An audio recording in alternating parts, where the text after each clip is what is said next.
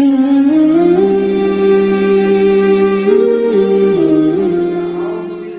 من الشيطان الرجيم. بسم الله الرحمن الرحیم. نبی کریم صلی اللہ علیہ وآلہ وسلم نے فرمایا کہ جب بندہ وضو شروع کرتا ہے، اپنے منہ میں پانی ڈالتا ہے یعنی کلی کرتا ہے، اس کے بعد اپنے ناک کو جھاڑتا ہے تو اس کے منہ اور ناک کے گناہ نکل جاتے ہیں۔ اس کے بعد جب وہ اپنے چہرے کو دھوتا ہے تو اس کے چہرے کے گناہ نکل جاتے ہیں،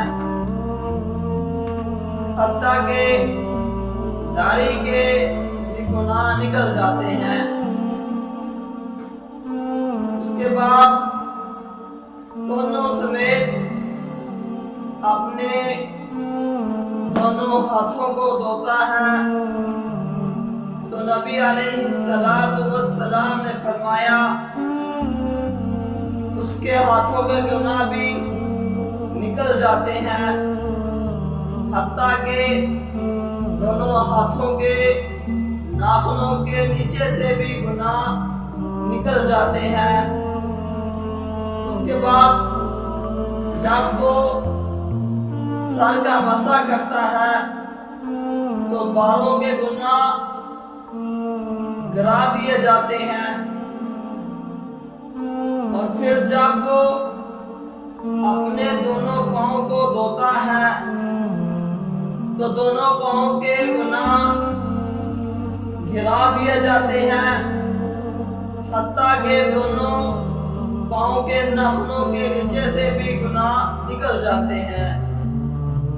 اس کے بعد پیارے آقا علیہ السلام نے فرمایا اگر بندہ کھڑا ہو کر نماز ادا کرے، اپنے اللہ کی بزرگی بیان کرے، حمد بیان کرے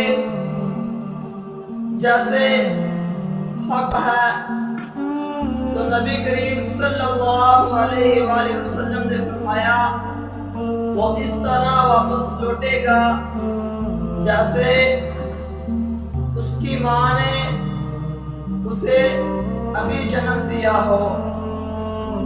تو بھائیو، ایک شخص نے پیارے آقا جناب محمد صلی اللہ علیہ وآلہ وسلم سے سوال کیا، کہا یا رسول اللہ صلی اللہ علیہ وآلہ وسلم، روز محشر کو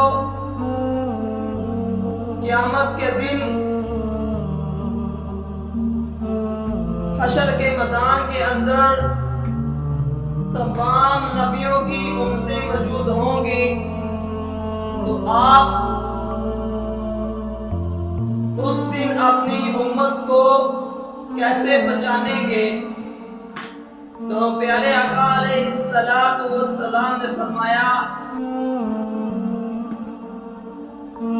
کہ میں اپنی امت کو